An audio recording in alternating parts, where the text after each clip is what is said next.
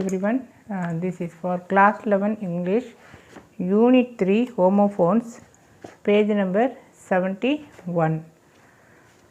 Unit 3. You see the example here. Dear means a loved one. You are my dear friend.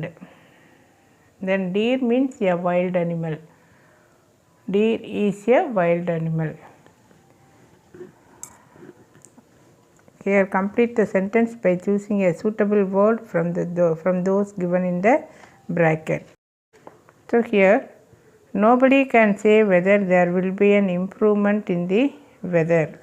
In the weather it refers to climate, WEATHER, weather.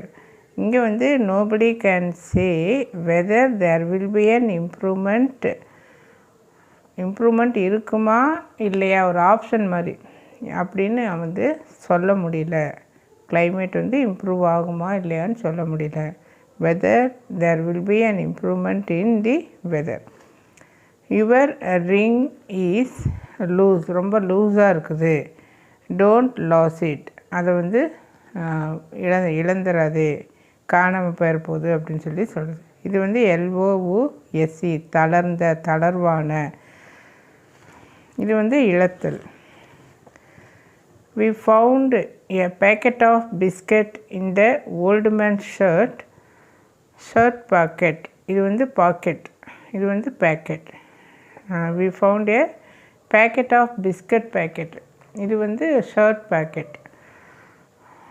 When the pole vaulter cleared 28 feet, it was declared a record feat. இது ஃபீட்னா அடி, 28 அடிகள் அப்படின்னு சொல்லி.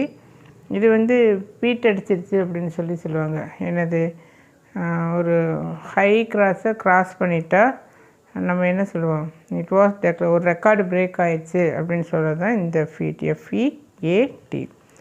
Explain the quote. Cut your coat according to your cloth. கிளாத்துக்கு தகுந்த மாதிரி கோட்டை cut பண்ணணும் அப்படின்னு. It is a saying. இது கோட் அப்படின்னா சேயிங். Quote QUOTE. இந்த coat we are wearing. The stranger paused for a few minutes before he passed my house. புதிதாக சென்ற அந்த மனிதன் சிறிது நேரம் நின்றான். பாஸ்னா ஸ்டாப்.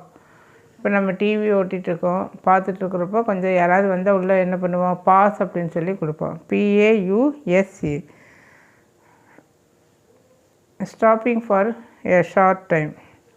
தென் பாஸ்டு, பாஸ் ஆனது, கிராஸ் பண்ணி போகக்கூடியது அப்படின்னு சொல்லி அர்த்தம்.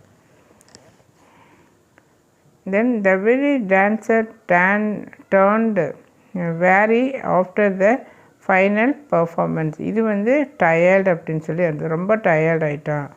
தென் இது ஸ்ட்ராங், அவன் ரொம்ப ஸ்ட்ராங் தான், இருந்தாலும் ஆஃப்டர் த டான்ஸ் கண்டினியூஸாக டான்ஸ் பண்ணதுனால அந்த ஃபைனல் பர்ஃபார்மன்ஸில் ரொம்ப டயர்ட் ஆகிட்டாங்க அப்படின்னு சொல்லுவோம். So this is for tired, this is for strong.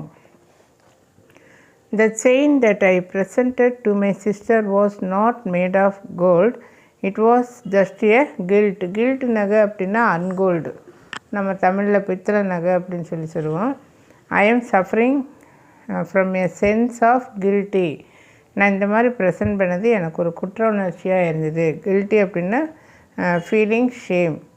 So this is feeling and this is ornament, ungold. So thank you for watching this video. If you like this video, you please share it to your friends and subscribe to my channel. Thank you.